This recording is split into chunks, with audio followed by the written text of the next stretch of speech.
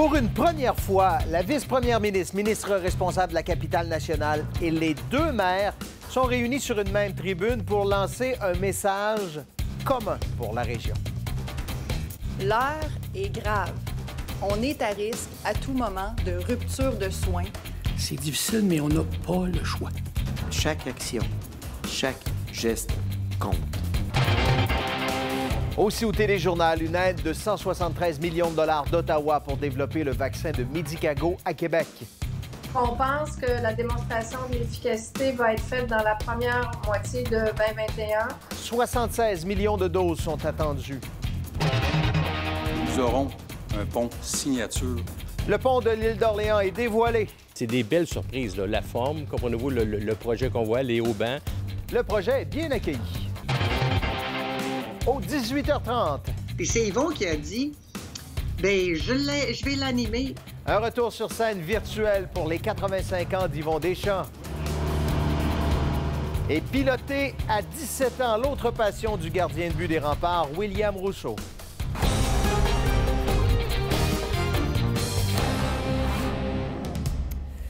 Bonsoir. On a dit quelquefois que nos régions étaient en tête de liste au Québec au chapitre des cas actifs. Bon, je l'ai dit ici dans le téléjournal, on l'a dit dans nos différents bulletins, la radio notamment, mais jamais avec autant d'insistance que ce qu'on fait aujourd'hui, la vice-première ministre et les maires de Québec et Lévis. Vous les voyez, les chiffres, là. C'est les cas actifs par 100 000 habitants. Vous voyez la comparaison avec Montréal et Marie-Maude. Aujourd'hui, le ton était grave, on l'a bien senti là, sur cette tribune.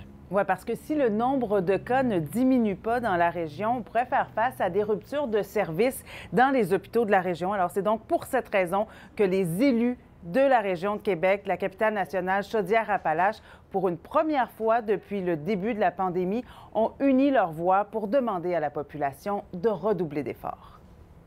L'heure est grave.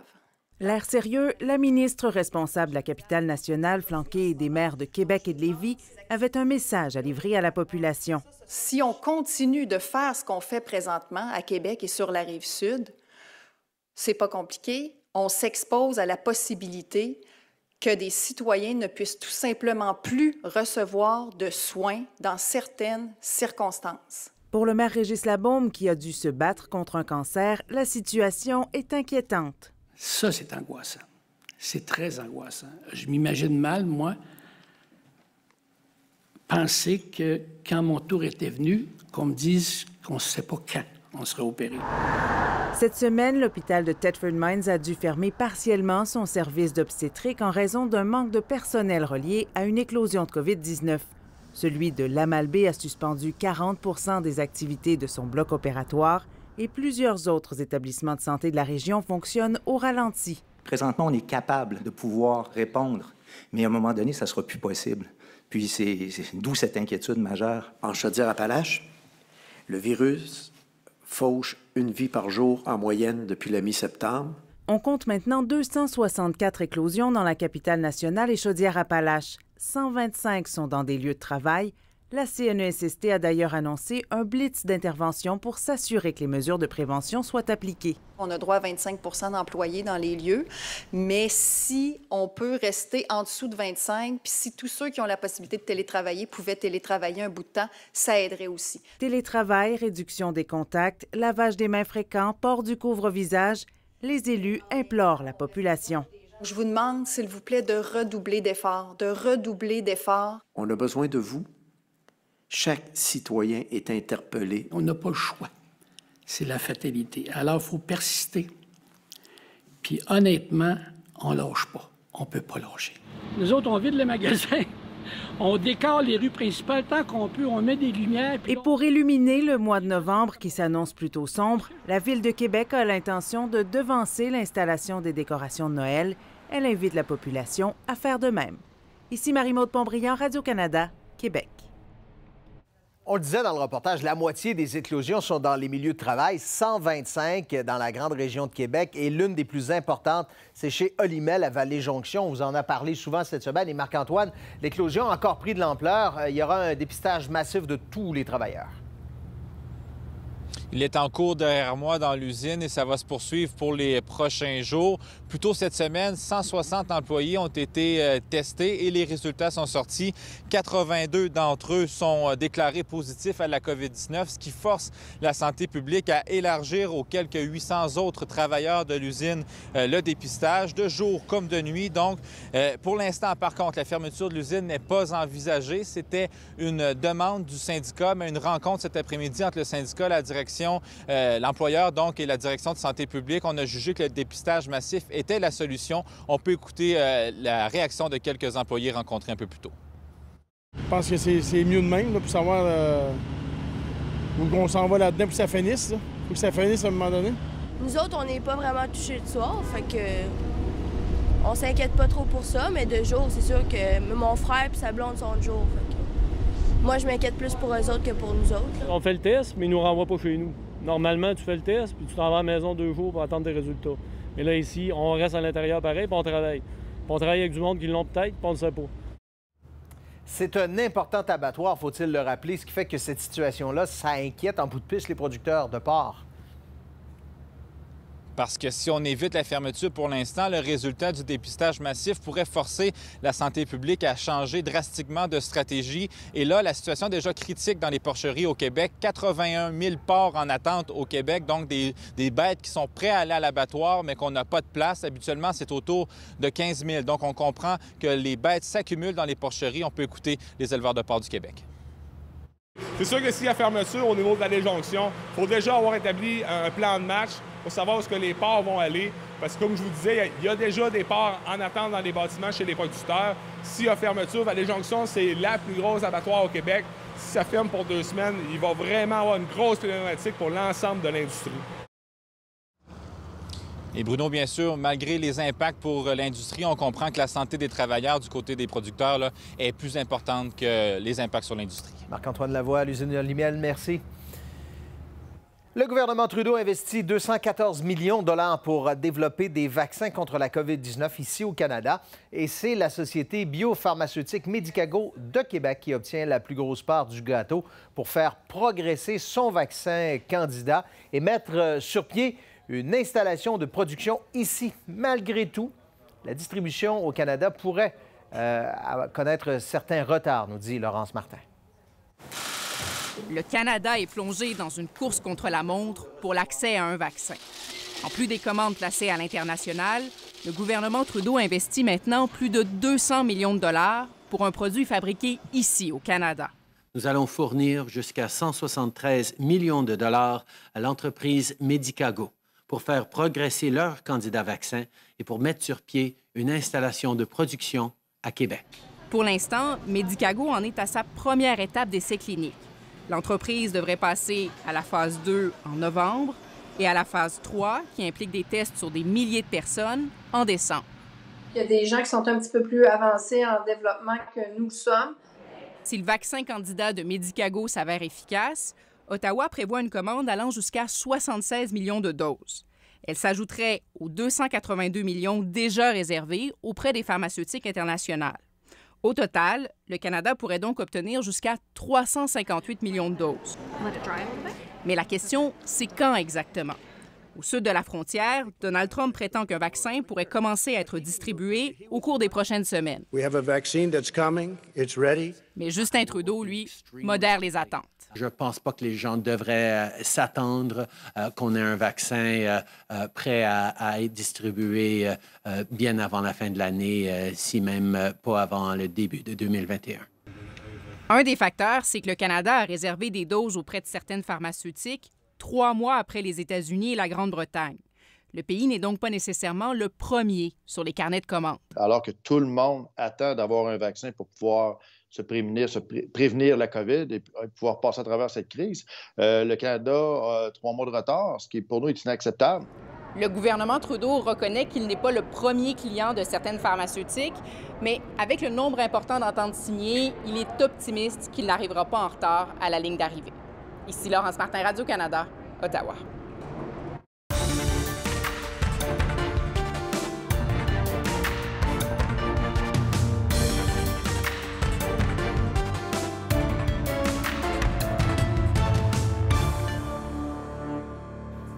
Le voici, c'est le futur pont de l'île d'Orléans. On a son image qui a enfin été dévoilée aujourd'hui. C'est un projet dont on parle depuis quoi, Louise? 10-15 ans? Au moins. Est-ce que cette fois-là, c'est la vraie, c'est la bonne? Là? Ils sont plusieurs à penser que oui. Oui. On va les croire. On l'a annoncé plusieurs fois depuis 7 ou 8 ans, ce projet-là. Et quand la CAQ a pris le pouvoir il y a 2 ans, on s'est aperçu que le projet avait pris un petit peu de retard. Au lieu de 2024 pour la mise en service, on était rendu en 2027. Mais sous la CAQ aussi, le projet a pris un petit peu de retard parce que, rappelez-vous, on a pensé fusionner à un certain moment le pont de l'île au 3e lien. Et pendant qu'on se concentrait là-dessus, bien, on ne se concentrait pas sur le projet qu'on a présenté aujourd'hui. Le voici, le fameux pont à haubans de l'île d'Orléans. Une infrastructure épurée qui rappelle l'idée d'un navire immobile au cœur du fleuve Saint-Laurent. Les piles représentent la proue d'un bateau, les haubans, les voiles. Après des années d'attente, le projet est enfin dévoilé.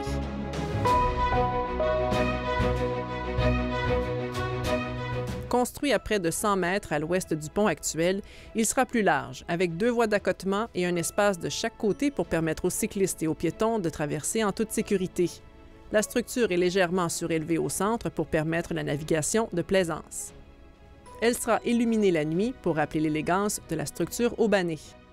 C'est un projet qui est une signature pour moi, pour nous, une signature moderne pour les gens qui vivent de part et d'autre du majestueux Saint-Laurent.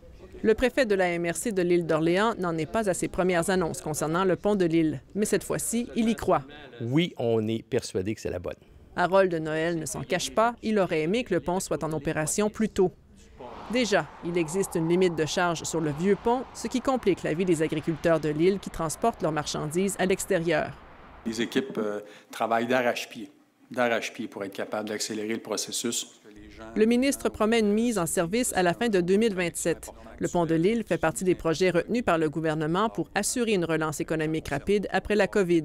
Si tout va bien, la nouvelle infrastructure pourrait rouvrir 6 mois plus tôt que prévu, tout au plus. Autrement dit, c'est clair que pour nous, 6 mois, ce n'est pas vraiment significatif. On reste quand même en 2027. Et ne cherchez pas son coût. Pour ne pas nuire au processus d'appel d'offres à venir, le gouvernement ne dévoile pas le montant de la facture. Oui, il coûtera quelques centaines de millions, mais je ne peux pas vous en dire plus. La vidéo promotionnelle laisse entrevoir un réaménagement des 2 côtés du fleuve. La MRC de l'île d'Orléans veut des aménagements jusqu'en haut de la côte. À Québec, le pont pourrait être un jour l'aboutissement de la phase 4 de la promenade Samuel de Champlain. Ici Louise Boisvert, Radio-Canada, Québec. Projetons-nous maintenant en hiver et la situation au Mont-Saint-Anne n'a rien pour encourager les skieurs. La télécabine qui a subi 2 accidents l'hiver dernier n'est toujours pas en fonction et on est à 1 mois et demi quand même du début officiel de la saison. Sébastien, ça voudrait dire que la station ne garantit pas qu'elle pourrait être réparée d'ici le 5 décembre? Oui, je vous laisse juger par vous-même, Bruno. Regardez-moi ces photos. Ce sont les télécabines prises récemment. Elles sont démontées, certaines en attente d'être envoyées à l'extérieur pour inspection. Et je vous rappelle qu'on est à 45 jours de l'ouverture de la saison prévue le 5 décembre. Comment on en est arrivé là? Petit retour dans le temps. Tout commence le 21 février avec un premier arrêt brusque de la remontée mécanique. Résultat, 21 blessés, dont certains gravement. Dès le 1er mars, on assure que tout est réglé. On remet en fonction la télécabine pour 10 jours, puisque le 11 mars, 2e incident, cette fois-ci des blessures mineures, mais un arrêt qui demeure plus durable, puisque ça fait 266 jours que la télécabine n'a pas fonctionné. À cela s'ajoutent d'autres difficultés au sein de la station du Mont-Sainte-Anne. Sur les 5 mécaniciens normalement à l'emploi, il n'en reste plus que 2 qui sont actuellement employés à temps plein. Et le directeur de l'entretien a officialisé sa démission, effective à partir du 1er novembre. Bref, rien pour rassurer les skieurs. Je vous laisse entendre une d'entre elles. Cette année, je me sens pas du tout en sécurité d'envoyer mes enfants dans les remontées mécaniques, à la fois la gondole, à la fois la tortue aussi, parce qu'on n'a pas de détails sur qu'est-ce qui est arrivé. On n'a aucune garantie qu'une fois la remise en œuvre, ça va être définitivement sécuritaire. Donc, moi, je suis inquiète. Puis à travers tout ça, il y a un groupe de gens d'affaires de Québec qui voudrait reprendre les choses en main, là. Exactement. Il propose de former un organisme à but non lucratif.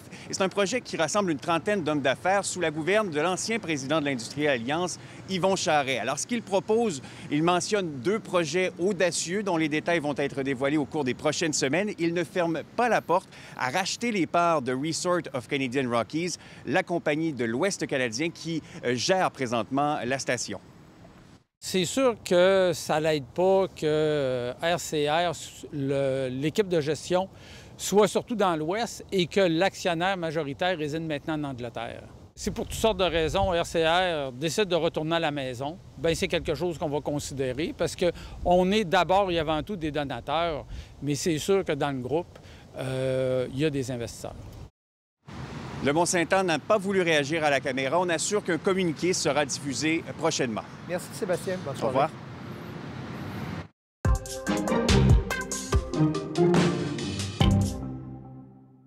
On a une belle fin de semaine au programme, mais notez qu'il faudra s'habiller chaudement. Oui, il y aura d'abord de la pluie. Ouais. Alors, l'inversion de température la nuit prochaine et demain. Et demain, donc, en avant-midi, on va prévoir entre 5 et 10 mm. Tout au plus, ça passe rapidement. Donc, on fait une grasse matinée demain et par la suite, on va retrouver le soleil en après-midi et pour dimanche. Donc, si on regarde la nuit prochaine, le minimum est de 11 à Québec, 15 à Laurier-Station, mais on va grimper jusqu'à 15 à Québec au cours de la nuit. C'est ça, on est dans un mode inversé. Il y aura un peu de bruine pour Montmagny et Charlevoix, tandis que Lac-Etchemin et Stoneham, c'est à 40 les précipitations. Précipitations que tout le monde aura donc au cours de l'avant-midi demain, Bruno, mais 12 degrés, c'est ce qu'il fera le matin.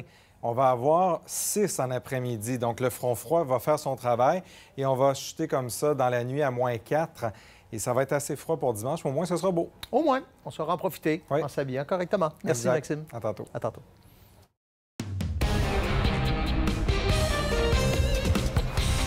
Un homme attaque sa propre sœur en pleine salle de cours devant le juge et le personnel du palais de justice. Yannick raconte après la pause.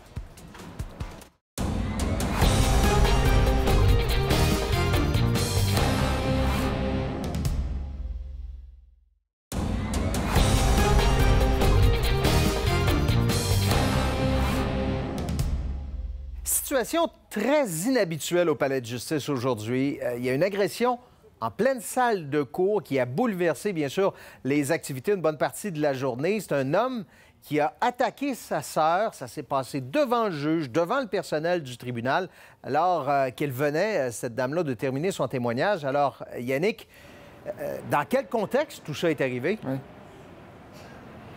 Bien, la trame de fond, c'est une chicane de famille. Bruno Beauchemin avait déjà déclaré coupable de voies de fait simple sur sa propre sœur. Et l'audience d'aujourd'hui s'avisait tout simplement à déterminer sa peine pour le voie de fait simple. Et l'homme de 59 ans se défend seul. Il n'a pas d'avocat. Sa sœur a témoigné sur les conséquences du crime, du voie de fait. Et en contre-interrogatoire, c'est lui qui le faisait parce qu'il n'a pas d'avocat. Et à certains moments, il a posé une question. La juge l'a refusé en disant que ce n'était pas légal de poser ce type de question-là à ce moment-ci. Ça faisait à quelques fois que ça arrivait. Et on a entendu l'accusé se taire. Il respirait très fort. La juge a attendu qu'il reprenne ses esprits, 50 secondes. Elle lui a demandé « Avez-vous d'autres questions, finalement, pour madame? » Il a répondu par la négative. Et quand il a voulu retourner sa sœur dans la salle d'audience pour s'asseoir, c'est là qu'il s'est précipité sur elle avec un stylo, lui a donné plusieurs coups à la tête. La dame est sortie de la salle d'audience ensanglantée. Les constables sont intervenus rapidement. Il y a un des constables, d'ailleurs, qui a dû être transporté à l'hôpital après avoir subi un malaise à la suite des événements. Par contre, 2 transports à l'hôpital. On ne craint pas pour la vie des 2 personnes, mais ça s'est passé ce matin en pleine salle d'audience et la sécurité avait été augmentée. C'est arrivé malgré tout parce qu'on sentait qu'il y avait une situation potentiellement explosive, effectivement.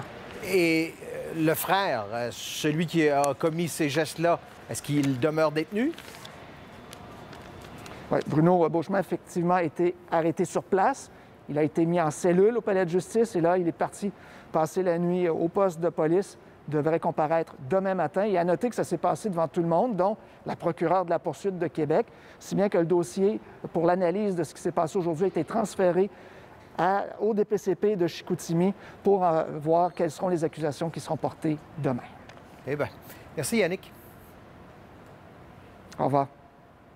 On va maintenant reparler de la COVID, mais sous une forme plus scientifique. On se pose la question, qui dans la population est susceptible d'attraper la COVID-19 une deuxième fois et pourquoi quand ça arrive? On n'a pas pour le moment des réponses à ces questions-là, même si on sait que des réinfections, ça existe. On vous en a parlé récemment. D'ailleurs, je fais la suite avec Alexandre Duval. On saura éventuellement davantage puisque la Santé publique du Québec prépare une étude à ce sujet-là. L'étude, c'est pour quand, là? Écoutez, Bruno, on parle d'un démarrage de l'étude dans les prochaines semaines et vous l'avez dit, ailleurs dans le monde, on a déjà documenté des cas de réinfection à la COVID-19. Au Québec, on a eu des signalements de possibles cas de réinfection. La semaine dernière, je vous parlais du cas d'une mère de famille de 37 ans qui aurait été infectée 2 fois en 5 mois. Mais au Québec, on n'a pas prouvé scientifiquement qu'il y a eu des réinfections. Pourquoi ce retard-là? C'est parce qu'au Québec, on ne veut pas documenter un seul ou 2 cas anecdotiques juste pour prouver que le phénomène existe. Ce qu'on veut faire, c'est une étude beaucoup plus vaste, avec beaucoup de données, pour comprendre vraiment ce qui se passe dans la population avec ce phénomène de réinfection. La grande chance qu'on a au Québec, c'est de pouvoir aller rechercher justement dans la biobanque les échantillons sur un plus grand nombre de patients et d'avoir une idée un petit peu de l'amplitude du phénomène. On vient de parler de biobanque. Qu'est-ce que c'est, ça, exactement? C'est un endroit où on stocke carrément des échantillons de virus de Québécois qui ont été infectés depuis le printemps dernier. Actuellement, dans cette biobanque-là, Bruno, il y a 50 000 échantillons de virus. Et récemment, on a commencé à recevoir des échantillons de personnes qui auraient été infectées pour une deuxième fois. Alors ça va nous permettre en laboratoire de comparer les virus de la deuxième infection avec ceux de la première infection pour un même patient, de faire du séquençage génétique. Et si on découvre que le génome du virus est différent pour les deux infections, ça voudra dire qu'il y aura eu réinfection. Et ça nous permettra de mieux comprendre c'est quoi les facteurs de risque pour une réinfection. Est-ce que c'est des personnes, par exemple, qui ont un statut immunitaire affaibli? Est-ce que c'est des personnes qui sont particulièrement plus exposées? Est-ce que c'est des personnes qui sont souvent asymptomatiques? Donc, on va essayer de mieux caractériser pour pouvoir mieux les identifier. Ce sont des résultats, vous le comprendrez, qui sont déjà très attendus, mais on n'a pas encore de calendrier pour la diffusion. Merci, Alexandre. Il y a un autre commerce au détail qui succombe à la crise, le détaillant de vêtements, le Château ferme. Explication dans 30 secondes.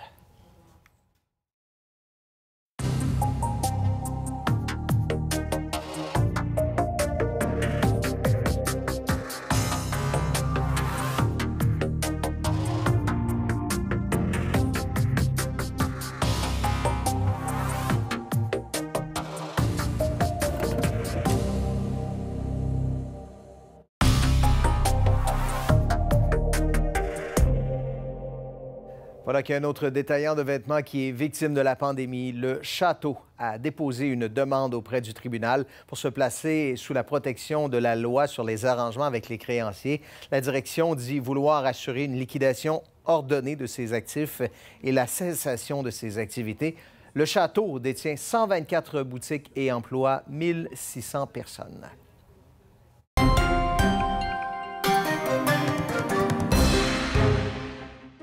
À moins de 2 semaines des élections américaines, le président Donald Trump et son rival démocrate Joe Biden ont croisé le fer pour une deuxième et dernière fois à Nashville hier soir en débat. L'exercice a été beaucoup moins chaotique que le premier débat. D'ailleurs, le micro du candidat qui n'avait pas la parole était tout simplement fermé. La joute oratoire de 90 minutes a illustré encore une fois les divergences notables sur plusieurs thèmes. On a parlé de la gestion de la pandémie et de l'économie notamment. Après cette pause aux 18h30, on rencontre une famille qui fait le tour du monde à vélo et un jeu vidéo en réalité augmentée qui nous fera faire le tour du plateau du téléjournal.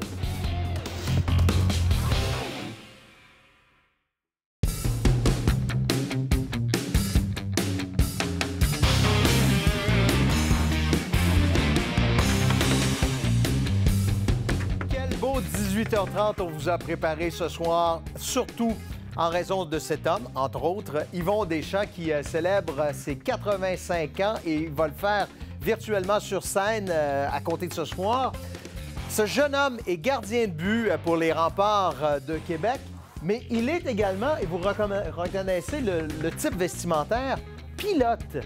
Ça, c'est spécial. Et toute une petite famille qui vit littéralement à vélo, qui parcourt le monde et qui s'est installée pour quelques mois dans la région. Mais les enfants sont nés lors de ce parcours autour du monde à vélo. C'est vraiment fabuleux ce qu'ils vivent. Et puis, on aura l'occasion de discuter de tout ça avec toute l'équipe qu'on dévoile sur le plateau. Et j'attire votre attention plus ici à ma gauche un petit peu, si on se rend jusqu'à Jean-François Blanchette, qui a un jouet de Noël. Oui, le nouveau jeu de Nintendo, Nintendo Mario Kart Live. C'est un croisement entre les voitures téléguidées de notre enfance et le jeu vidéo à la fine pointe de la technologie. Je vais vous faire une démonstration sur le plateau du TJ dans quelques minutes. L'auto va se promener. Vous allez voir des endroits du plateau que vous n'avez pas vu souvent. Vous allez nous dire, vous allez nous rappeler qu'il fait froid, puis vous avez une suggestion de documentaire. Oui, un documentaire. Je suis rendu comme Claudia Janel au culturel. Hier, je parlais d'un documentaire, puis j'en ai un autre pour... il faut s'occuper, avec le mauvais temps, la fin de semaine. Bref, sur l'environnement, un documentaire fait ici même, à Radio-Canada Québec. Claudia, je me tourne vers vous parce que j'ai tellement hâte de voir ça, revoir Yvon Deschamps sur scène, parce que c'est ce qu'on va vivre avec lui, là. Oui, c'est un moment historique. 15 ans, donc, il n'est pas revenu sur scène. Il va animer cette soirée sur la plateforme Youp. C'est à compter de 19h30. Yvon Deschamps va animer. Il devrait faire aussi des monologues et il sera entouré de plusieurs humoristes pour l'occasion. Vous allez entendre quelques-uns de ces humoristes. Sa belle Judy sera là, bien sûr, avec ses enfants. Et c'est en fait un doublé.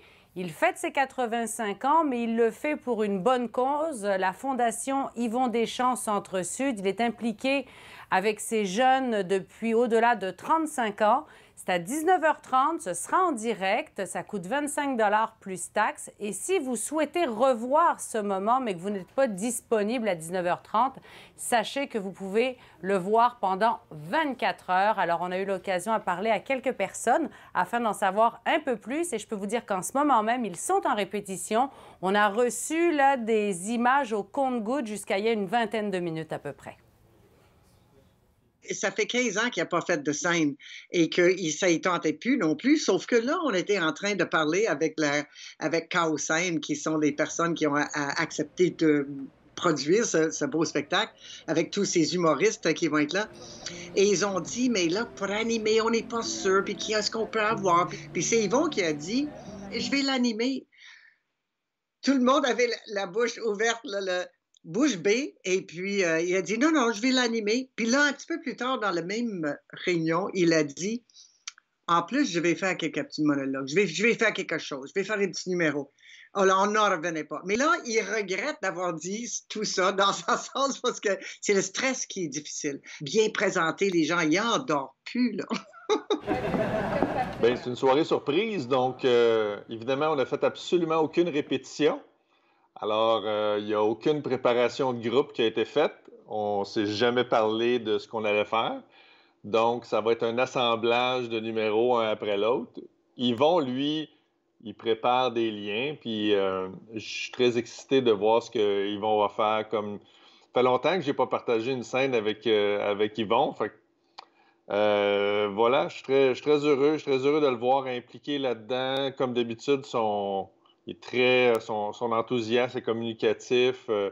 Ça prenait vraiment Yvon Deschamps pour me faire sortir de chez moi et d'aller jouer devant une salle vide avec des caméras pour rejoindre des gens par Zoom. Vraiment, ça prenait Yvon. C'est une sommité. Moi, je trouve que c'est comme le parrain dans la mafia, mais sans la violence. C'est notre king, comment dire, c'est notre papa aussi en même temps. Il nous a beaucoup inspirés. C'est un grand poète. On dirait qu'il me donne envie d'être humoriste pour des bonnes raisons, des bonnes valeurs. J'ai un grand respect pour cet homme-là. Puis en plus, Centre-Sud, c'est mon quartier. C'est le coin que j'habite. Puis j'aime beaucoup les jeunes. Parce qu'on est choyé dans la vie, donc on veut redonner. Et ça fait 35 ans quand même qu'on est associé avec l'Association sportive et communautaire du Centre-Sud, qui se trouve à être à Montréal. Mais vous savez, l'idée, c'est que est-ce qu'on aime Yvon assez pour aller le voir faire un spectacle avec ses amis, dire bonne fête et faire partie d'un cadeau collectif qui lui dit « On croit en toi, Yvon », et que tu envoies l'argent pour bâtir une école en Afrique ou que ça ait un centre communautaire, ça ne nous dérange pas, c'est Yvon qu'on aime. Et c'est ça que les gens vont retenir. Une belle façon de fêter ses 85 ans parce qu'avec la pandémie, Judy expliquait dans l'entrevue que normalement, ils font toujours quelque chose de gros, mais là, cette année, ça a été une fête familiale. Les enfants se sont fait tester pour la COVID, s'assurer que tout le monde là, soit bien en sécurité. Alors finalement, eh bien, ce sera virtuel et je sais qu'il y avait déjà 7000 places vendues. Alors si ça vous tente de vivre l'expérience pour une bonne cause en plus, eh bien sachez que c'est ce soir à 19h30. Les plus jeunes qui n'ont peut-être jamais vu Yvon Deschamps sur scène, faut le voir. C'est extraordinaire. C'est un monument, là. Ouais. Ça vient nous chercher quand on pense qu'il va remonter sur scène. Guillaume, justement, les plus jeunes, vous en avez rencontré un plus jeune, justement, qui a ni connu Patrick Roy sur la glace, ni connu Yvon Deschamps sur la scène, mais lui, il connaît le trip, passez-moi l'expression, de voler en avion.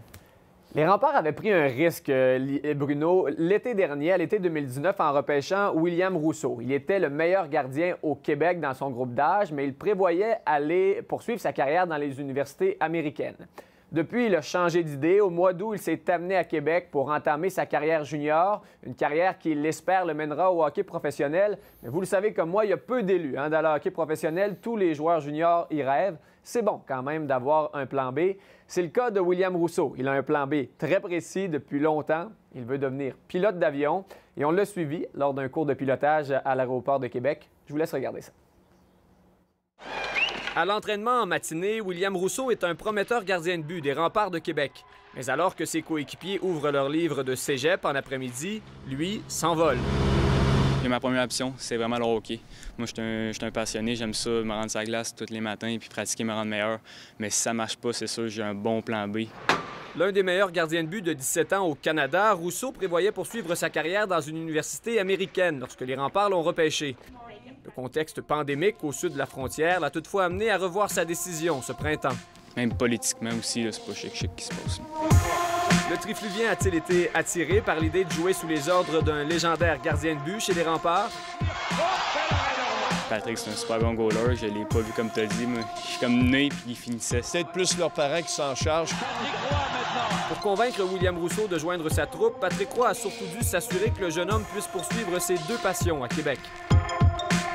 Il voulait être un pilote d'avion, puis ce cours-là était bien important pour lui. Puis, suite à mes discussions avec Jacques Tanguay, on était les deux d'accord de l'aider dans cette aventure-là. Si ses roues touchent ici. Depuis le mois d'août, l'apprenti pilote partage donc ses journées entre le centre Vidéotron et le collège Highfly à l'aéroport de Québec. À 12 ans, j'ai fait un vol en Europe. C'est vraiment là que j'ai comme pris la piqûre un peu parce que j'ai personne d'autre dans ma famille qui font ça. Je me suis mindé ça dans ma tête puis ça a zéro changé. J'ai tout le temps resté passionné. J'ai fait beaucoup de simulateurs chez nous. S'il est toujours en attente de son premier départ dans le filet des Remparts au centre Vidéotron, la glace est maintenant brisée en ce qui a trait au pilotage. 5 et complet. Le sentiment de s'envoler, est-ce que c'est ce à quoi tu t'attendais? Moi, je m'attendais pas à ça. Je m'attendais comme ça ressemble un petit peu au simulateur, peut-être un petit peu de force G, mais c'est vraiment un feeling, tu regardes à ta gauche puis tu vois que le sol s'éloigne un peu, là. C'est vraiment le fun. Lui qui pourrait être repêché dans la Ligue nationale de hockey l'été prochain, William Rousseau s'assure de garder les pieds sur terre lorsqu'il débarque de son Cessna. Si je fais des bonnes affaires, je vais me faire remarquer, mais c'est pas en pensant puis en stressant puis ces affaires-là que c'est sûr ça va peut-être affecter mon jeu. Ce que j'aime de lui, c'est sa technique. Toujours bien positionné devant son filet, bonne lecture de jeu. C'est un gars qui est calme devant son filet. Alors, je suis convaincu qu'il va connaître une très belle carrière junior. Une carrière durant laquelle tous les éléments semblent en place pour viser des championnats. À long terme, d'aller gagner une Coupe du Président, même une Coupe Memorial, c'est ça qu'on vise pas mal tout le monde dans l'équipe. Sur la glace comme sur la piste, William Rousseau et les Remparts sont prêts à s'envoler vers les plus hauts sommets. Évidemment, Bruno, reste à voir quand il pourra garder les filets des Remparts une première fois. William Rousseau, c'est le vétéran Thomas Sigouin qui était devant le filet. Les 2 seuls matchs que l'équipe a réussi à jouer cette saison. Pour l'instant, la saison de la LHJMQ dans la division des Remparts est suspendue pour quelques semaines. Mais je peux vous dire, qu'entre les branches, on entend que cette pause devrait s'étirer encore un bon moment. Merci, Guillaume. Merci. Je ricane un peu parce que vous avez peut-être vu passer dans l'écran ce truc. C'est Jean-François qui a déjà commencé son... C'est très professionnel, c'est un test, là, qui est Oui, je suis en train de me pratiquer. On est sur une piste de course présentement, Bruno. Ça paraît pas, là, mais c'est vraiment une piste de Mario Kart. Moi qui n'ai pas très techno et jeux vidéo, je vous jure que vous allez... Regardez, là, vous voyez ce que ça donne. On va vous expliquer tout ça, comment ça fonctionne au retour de la pause. Hey, wow!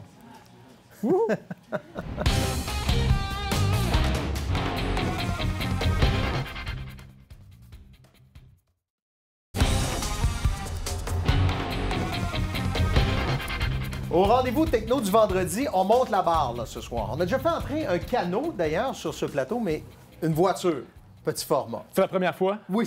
Je suis content d'avoir une première, Bruno. Je vous l'accorde, c'est clair. C'est Mario Kart Live Home Circuit. C'est une nouveauté de Nintendo qui a été lancée la semaine dernière pour le 35e anniversaire de la franchise Super Mario. Dans la boîte, vous avez ce joli go-kart et 4 portes en carton qui vont servir à cartographier, à faire notre circuit sur le plateau ici. Donc, j'ai calibré mon circuit avant de commencer la chronique. La magie se trouve dans la caméra qui se trouve ici sur le véhicule.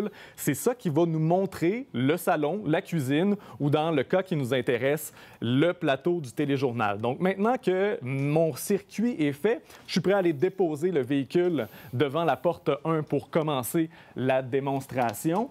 Donc, on installe ça comme ça. On retourne à la manette.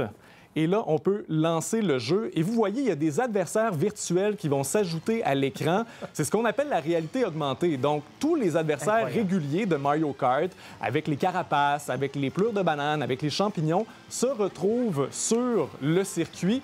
Et on joue comme ça. On voit le véhicule se déplacer. Là, on est perdu derrière le plateau. Et on va revenir comme ça pour poursuivre la course. Donc, moi, j'imagine le chat et le chien dans la maison. Oui, il y a des gens qui l'ont essayé sur YouTube, justement, qui ont mis des vidéos de leurs animaux qui couraient après le véhicule. C'est assez cocasse, merci. Donc, on nous conseille pour le circuit de rester à environ 5 mètres de la console. Sinon, on va perdre un petit peu la connexion et comme ça, ben, on va avoir une qualité visuelle un peu moins intéressante. Mais là, on a été quand même disciplinés. Et vous voyez, ça va bien. Dans vos tests cet après-midi, vous étiez moins bon que ça, là. Vous aviez plus... Je me suis pratiqué, Bruno. C'est très important quand même. Mais il y a les mêmes choses que le jeu, c'est-à-dire vous pouvez être transformé en glace, vous pouvez être ralenti, vous pouvez accélérer aussi. Lorsqu'on prend une plure de banane, par contre, exemple, là, mon kart est arrêté sur le plancher. Si je veux repartir, je dois attendre un peu. Et là, boum! La course repart comme ça. Donc, les obstacles sont véritables pour mon go-kart. Lorsqu'on regarde ça sur le plateau, c'est assez simple, mais à l'écran, ça sort très, très bien. Le jeu coûte 129,99 $ plus taxes. Si vous souhaitez jouer à 2, ça prend absolument un deuxième véhicule. J'ai eu beaucoup de plaisir à bâtir le circuit cet après-midi. Le facteur wow est vraiment là. C'est pas un jeu que vous allez sortir rapidement pour vraiment faire une partie rapide. Et ça prend un petit peu de temps pour faire le circuit. Mais pour épater la galerie, c'est vraiment exceptionnel. Qualité de rejouabilité à voir. Mais j'ai vraiment eu du plaisir à essayer Mario Kart Live cet après-midi. Il va en avoir plusieurs au bas du... sapin de Noël, probablement, de ça, surtout avec la période qu'on vit. Merci, Jean-François. Là, on a fait le tour du plateau avec cette voiture téléguidée, nouveau genre. Mais là, on va faire le tour de la planète avec des cyclistes. Ils ont fait 78 000 km à vélo en 10 ans autour du monde. Ils ont fait 4 continents. C'est tout un itinéraire de ce couple suisse, Xavier et Céline, qui sont arrivés dans la région de Québec il y a quelques jours avec leurs 2 filles de 3 et 7 ans. Ils s'installent ici à peu près pour un mois. Mireille Roberge est allée les rencontrer. Bonjour, moi c'est Naïla, j'ai 7 ans. Ça c'est ma petite sœur Phoebe, elle a 3 ans. Ça c'est ma maman Céline, ça c'est mon papa Xavier. J'avais le projet de rejoindre la Nouvelle-Zélande par voie terrestre. Et puis quelques semaines après, on s'est rencontrés avec Céline et puis je lui ai parlé de mon projet. Et puis après être en couple, eh bien, elle m'a demandé est-ce que je peux venir avec toi. Et puis j'ai dit ben oui. Et puis l'année après, donc on est parti. On a quitté la Suisse en août 2010. Et puis on avait l'idée de partir pour 3 ans. Et puis finalement, ben, ça nous a pris 5 ans.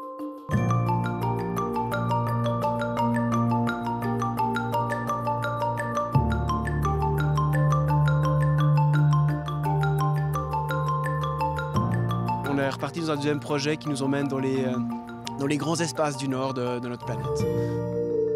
1, 2, 3, c'est parti, pédale! Pour notre première fille, Naïla, j'ai eu l'intuition que j'étais enceinte dans l'Himalaya. Et puis, du coup, j'étais à 5500 mètres d'altitude face au mont Everest. Et puis, j'ai dit à Xavier qu'il allait être papa. Les deux filles peuvent rouler toutes seules, même Phoebe qui a 3 ans. Alors évidemment, plutôt Phoebe, surtout sur des pistes cyclables et puis sur des petites distances. Mais en fait, elles ont la possibilité aussi d'être attachées à mon vélo sur un système tandem. Donc quand elles sont fatiguées, elles peuvent aller sur le système tandem, soit Naïla, soit Phoebe. Et puis évidemment, elles peuvent aussi aller les deux dans la charrette. Il n'y a jamais de kilométrage à devoir faire. C'est juste, voilà, en fonction des besoins. Ça arrive aussi qu'on doive des fois rouler. Le Canada, l'ouest du Canada, il y a des vraiment grandes distances. Et rouler un peu plus que nos 50 km habituels, plutôt 70 km. Voilà, tu la portes à papa? Merci les filles. Elles sont nées en route, donc monter la tente, c'est leur vie. Donc, dès qu'elles avaient 5 mois, on dormait sous tente avec elles, on ne savait jamais où c'est qu'on allait dormir. Et puis, mais tous les soirs, on a trouvé un endroit sécuritaire pour pouvoir planter la tente, que ce soit au milieu de la nature, dans la forêt ou des fois chez les gens, on plantait notre tente. Mais c'est vrai qu'il y a un autre confort qu'on connaît plus dans notre société, d'avoir une douche chaude, d'avoir un frigo, de pouvoir allumer l'eau courante. Ça, c'est un autre confort qu'on apprécie grandement. Donc c'est vrai, en cette saison, là, on a décidé de s'arrêter pour l'hiver. Surtout au Canada, on ne peut pas rouler en hiver avec nos 2 filles. Donc là, on a décidé de passer un deuxième hiver au Canada. Donc on avait déjà passé un premier hiver au Yukon et puis là on va passer notre deuxième hiver au Québec. Donc c'est pas une fin, c'est juste une petite pause avant de repartir pour l'été prochain. Naïla, ça a été quoi le pays que tu as le plus aimé visiter? C'est le Japon. Ah oui, pourquoi? Parce qu'il y a plein de cerisiers japonaises, ça s'appelle le sakura. Ils sont tout roses et puis après c'est tout rose partout. Tu te souviens de quelle montagne on a fait le tour? Le premier tour qu'on a fait tout seul en couple, c'était autour des montagnes de... L'Himalaya. Non, l'Altaï, en Sibérie. Xavier était dessinateur en bâtiment, moi j'étais anthropologue. Et après, on est devenus finalement, en cours de route, écrivain et photographe. Donc Xavier, la photographie, c'était déjà sa passion. Moi, j'écrivais déjà un peu, mais j'en vivais pas. Là, maintenant, on écrit pour des journaux et des magazines. On a aussi écrit notre livre. Le jour où l'un de nous 4 sera plus en équilibre, on réinventera une autre vie. On a réussi à inventer cette vie de nomade, on pourra en réinventer une autre vie en temps voulu. La famille Pache, bon séjour chez nous, puis bonne chance pour la suite. Bonne route. Merci beaucoup.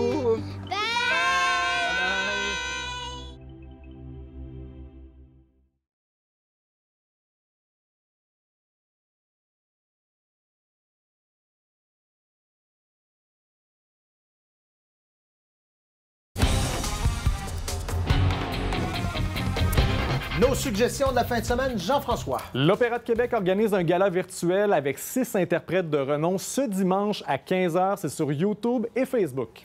Guillaume? Un livre de surf pour chasser la grisaille, l'autobiographie du journaliste et surfeur William Finnegan, Jour barbare, un livre formidablement bien écrit, gagnant d'un prix Pulitzer en 2016. Ça fait rêver. Claudia Jeunel. Grande traversée poétique, ce soir à compter de 20h, un marathon de 12 heures avec plus de 200 poètes d'ici et d'ailleurs. C'est sur la page Facebook du festival Québec en toutes lettres. Puis vous, Maxime? Depuis un an, notre collègue Catherine Leblanc travaille sur un documentaire pour nous donner un portrait du Canada 2019-2020 en matière de changement climatique. Quel impact on vit au Canada? Oui, des feux de forêt en Colombie-Britannique, mais il y a aussi cet immense blizzard en début d'année à Saint-Jean, Terre-Neuve. C'est des témoignages tellement touchants et ça fait réfléchir ce documentaire-là. En voici un extrait. Les changements climatiques au Canada, on est déjà dedans. C'est quelque chose qui se passe, ce n'est pas quelque chose de futur. En Saskatchewan également, on peut dire qu'on voit déjà les effets du changement climatique. Et encore une fois, comme partout au Canada, le plus gros changement qu'on observe est celui des températures hivernales. Bref, on parle des tiques, on parle de toutes sortes d'aspects de la météo, du climat dans ce documentaire-là, très bien fait. Et vous allez peut-être entendre ma voix et celle de Pascal Lacombe. au travers du documentaire. Oh, on aime ça. Donc, il y a un ça petit conflit d'intérêt ici. Météo en fin de semaine. Alors, c'est de la pluie d'un matin, 12 degrés. On va descendre à 6 en après-midi avec le passage du front froid, mais ce sera un dégagement. Et dimanche, plein soleil, 5. Profitons-en parce que la semaine prochaine s'annonce encore une fois assez grise. Il pourrait y avoir un tapis de 2 à 4 cm de neige pour lundi. Merci à vous quatre pour ces suggestions de la fin de semaine. On vous la souhaite belle, cette fin de semaine. C'est le temps qu'elle arrive. Hein? Oui, ça va faire du bien. Pour ma part, je vous dis à lundi. Au revoir.